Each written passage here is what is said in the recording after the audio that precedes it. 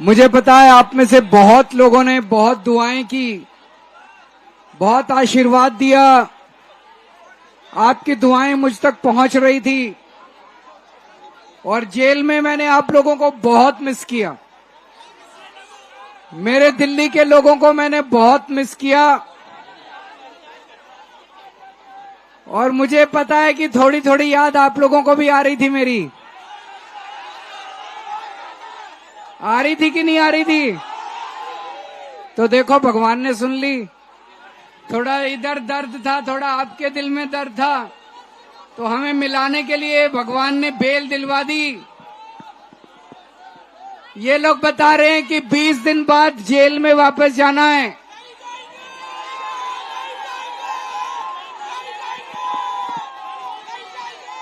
आप लोगों का जो बटन दबाओगे, वो बटन अगर खूब झाड़ू पे दब गया तो मुझे जेल जाने की जरूरत नहीं पड़ेगी। आपके हाथ में ताकत है।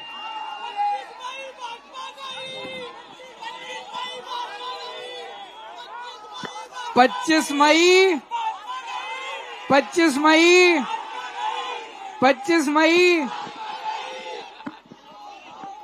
दोस्तों, मैं सोच रहा था इन्होंने मेरे को जेल क्यों भेजा? मेरा कसूर क्या है? मेरा कसूर यह है कि मैंने स्कूल बना दिए। जब आपके बच्चों को अच्छी शिक्षा नहीं मिलती थी, मैंने आपके बच्चों के लिए अच्छे स्कूल का इंतजाम कर दिया। ये मेरी गलती है। आपके घर में कोई बीमार होता था, आप प्राइवेट अस्पतालों में हजारों लाखों रुपए खर्च करते थे। आपके घर में कोई बीमार होता था, मैंने आपके लोगों का इलाज का इंतजाम कर दिया। ये मेरी सबसे बड़ी गलती है। मैंने दिल्ली के लोगों के लिए फ्री दवाई का इंतजाम किया, लेकिन जब मैं तिहाड़ गया, मेरे को 15 दिन तक इन्होंने शुगर की दवाई नहीं दी। मेरे को शुगर की बीमारी है, रोज इंसुलिन लेता हूं 52 यूनिट। 15 दिन तक इन्होंने मेरे को इंसुलिन नहीं दिया तिहाड़ के अंदर। आप लोग कैसा है? ठीक है सब?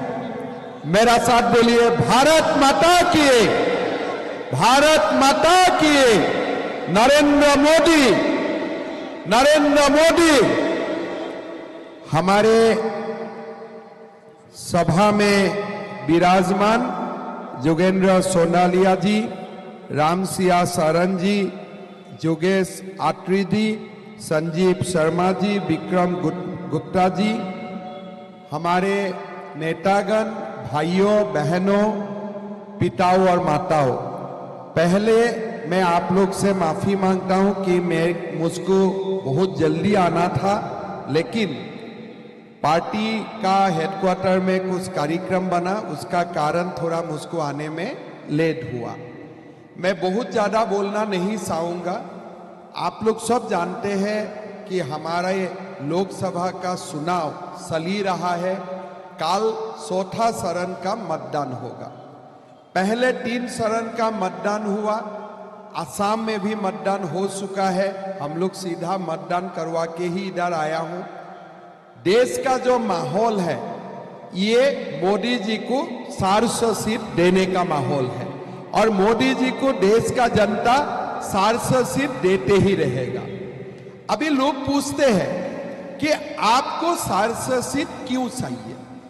पहला बात, अगर सचिन तेंदुलकर कभी बोलता है मुझको तीसरा शतक मारना है, डबल सेंचुरी मारना है, ट्रिपल सेंचुरी मारना है, उनको कोई पूछेगा कि क्यों आपको क्यों डबल सेंचुरी मारना है, आपको क्यों ट्रिपल सेंचुरी मारना है? हर राजनीतिक दल का, पार्टी का ये होता है, हम हर चुनाव में पिछले चुनाव से ज्यादा सीट मिले। एक्सरे जैसी जांच पड़ताल तब होती जब आपको मालूम ना हो कि बीमारी रोग क्या है, टूट कहां हो रही है। भारतीय समाज में जाति प्रथा के कारण जो शोषण लोगों ने देखा और झेला है, ये कोई अनदेखी चीज नहीं, हमें मालूम है, हमें खुद मालूम है, हर एक व्यक्ति को मालूम है, जिसने जातिवाद के कारण पक्षपात का रवैया बचपन से देखा है और उसको वो अनुभव सबके हैं यहाँ। सबको मालूम है कि भारतीय समाज को अगर कोई छुटकारा चाहिए तो उन जंजीरों से चाहिए, जातिवाद के, वो नफरत की नजर जो हमें तोड़ने का काम करती है। तो मैं तो ताज्जुब करता हूं, मुझे तो शक होता है जो आज एक्सरे कराने की बात कर रहे हैं वो तो पोस्टमार्टम कराना चाहते हैं। तो उनसे भी आपको बचना होगा। 21वीं सदी है, देश की आवश्यकताएं बहुत आगे बढ़ चुकी हैं, लोग स्वावलंबी बनना चाहते हैं और आज भारत में एक सरकार हमें मिली है जो हर एक व्यक्ति को काम तो देना ही चाहती है, हर काम का सम्मान भी करती है। इनके नजर में कोई काम छोटा नहीं है, कोई काम किसी का छोटा नहीं है। पूंजी है तो पूंजी वो जोड़ जोड़ के अपनी बना रहा है, मेहनत कर रहा है, इसमें कोई शक नहीं। पहली बार देश की सरकार ने सुनार के लिए, कुम्हार के लिए, लोहार के लिए, मूर्तिकार के लिए, जो लोग नाव बनाते हैं उनके लिए 18 ऐसे ट्रेड और छोटे छोटे काम और व्यापार उनको चिन्हित करके 13,000 करोड़ की प्रधानमंत्री विश्वकर्मा योजना बनाई है। इससे पहले नहीं बनती। चौधरी चरण सिंह जी का नाम हमने लिया, मेरे लिए गर्व की बात है, इस क्षेत्र के लिए भी गर्व की बात है कि आज की पहचान भी उनसे जुड़ी रही। आप इस बात को जानते हो, किसान के लिए एक मजबूत वकील थे और देश में कैसी नीतियां और कानून उन्होंने बनाए जिसका लाभ आज भी किसान और कामगार को मिलता है। लेकिन वो जानते थे, वो ये नहीं कहते थे कि जो खेती कर रहा है आज, 1970 में जो खेती कर रहा है, वो शायद नहीं चाहते थे कि 2020 और 24 तक भी वो खेती ही करे और मजबूरी में करे। वो ये चाहते थे कि वैकल्पिक काम, और उनको मालूम था कि उस समय कोई दूसरा काम नहीं मिल सकता। देश की 80% आबादी के लिए रातों रात कोई नया निर्माण नहीं हो सकता। तो उनकी दूरगामी सोच थी, एक व्यवस्था बनाना चाहते थे, कुटीर उद्योग को बढ़ावा देना चाहते थे।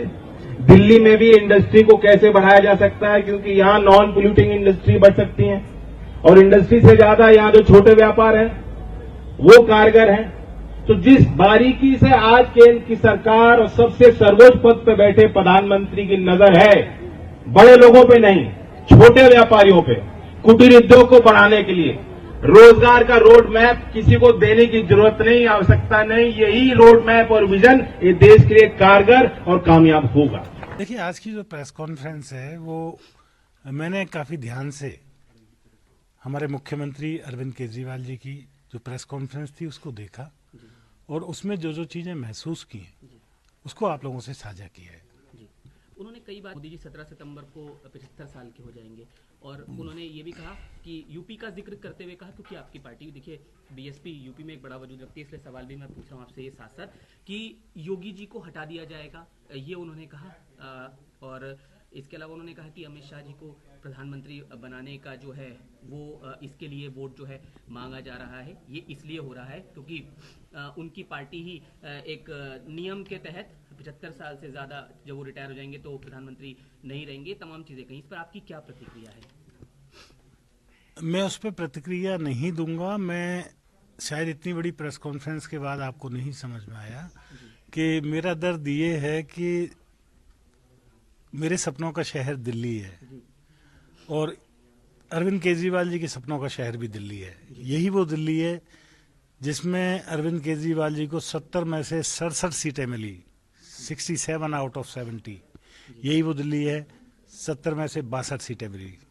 ऐसे शहर को, ऐसे प्रदेश को जब वो 50 दिन बाद जेल से बाहर आते हैं तो उन्होंने क्या ऐसी बात कही जिससे दिल्ली वालों को ये भरोसा हो कि ये दिल्ली वैसे ही चलती रहेगी जैसी पहले थी। देखिए 21 दिन तक वो कोई फाइल नहीं साइन कर सकते, ऐसा कोर्ट का आदेश है और 21 दिन के बाद उनको फिर जाना पड़ेगा। ये सारे रीडेवलपमेंट हम करवा देंगे, पर हमें दिल्ली को एक शानदार, एक विश्व भर में 3री नंबर की अर्थव्यवस्था के लायक एक राजधानी बनाना है।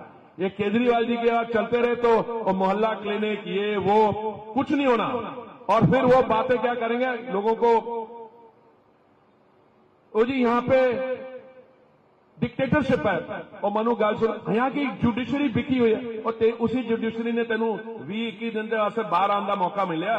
उन्होंने नहीं है जो हमें गाली देते हैं मोदी जी को, माननीय प्रधानमंत्री जी, वो कहते हैं यहाँ पे फ्रीडम ऑफ स्पीच, डेमोक्रेसी। अरे भाई दिल खोल के हमें गालियां देते हो और फिर डेमोक्रेसी की बात करते हो। हमारे इतिहास में 1947 के बाद अगर डेमोक्रेसी को खतरा हुआ है तो एक बार हुआ है। कब हुआ है? जून 1975 में हुआ, जब इन लोगों ने इमरजेंसी लगाई थी। अभी मेरे तो डेमोक्रेसी के तो ये बात करने लायक नहीं है। डेमोक्रेसी में क्या होती है? कोऑपरेटिव फेडरलिज्म, धारा 356। हमारी पार्टी ने, माननीय प्रधानमंत्री जी ने 10 साल या उसके पहले वाजपेयी जी ने एक बार भी धारा 356 लगा के किसी स्टेट गवर्नमेंट को नहीं हमने हटाया। उन्हें सरदार साहब कह रहे थे कि जदों अफगानिस्तान गुरुद्वारा साहिब पे हमला होया तैसी दरबार साहब तो असी भीड़ श्री ग्रंथ साहब जी नो असलिया। मैं तो समझदा मेरी जिंदगी एक सौभाग्य सीगा कि मनु ये सेवा करने का मौका मिले। और मैं तुहानू पूरा दसना, ये मोदी जी जिसे गए जिन्होंने सीए लाए, जिसे नागरिकता जी कमी, ये लोग कहते इसका खिलाफ करें, उसका विरोध करें। क्यों? अरे भुल गए हो पार्टीशन हुई सी 1947। पार्टीशन की होया सीगा, कई सारिया माइनॉरिटी कम्युनिटीज रह गई। मेरे अपने पेरेंट्स रावलपिंडी ते पेशावर तो आखिरी फ्रंटियर मेल से आए थे मेरे फादर साहब। हुन उत्थे देखो माइनॉरिटीज की सिचुएशन की है। पाकिस्तान माइनॉरिटी जड़िया मतलब कर रहे, मतलब स्मॉल फिगर रह गया। बांग्लादेश, पाकिस्तान ते माइनॉरिटीज को अगर भारत माता नहीं स्वीकार करेगी तो कौन करेगा? इसलिए आने वाले समय देखना, कश्मीर जो बदलाव आया है, पहले उत्थे की होंदी सी पथराव दी इंडस्ट्री, हुन होटल भरे हुए ने, इन्वेस्टमेंट जा रही है, रियल एस्टेट उत्थे होटल नवे बन रहे ने, रियल एस्टेट मार्केट डेवलप हो रही है। ते ये है 2047 तो पहले सानू विकसित भारत बनाना है। तो मैं समझता हूं जिस तरीके नाल, जिस गति शक्ति के साथ काम हो रहा है, हमें 2047 का भी नहीं इंतजार करना पड़ेगा। मैं समझता हूं उससे 5-10 पहले ही भारत एक विकसित देश बन जाएगा।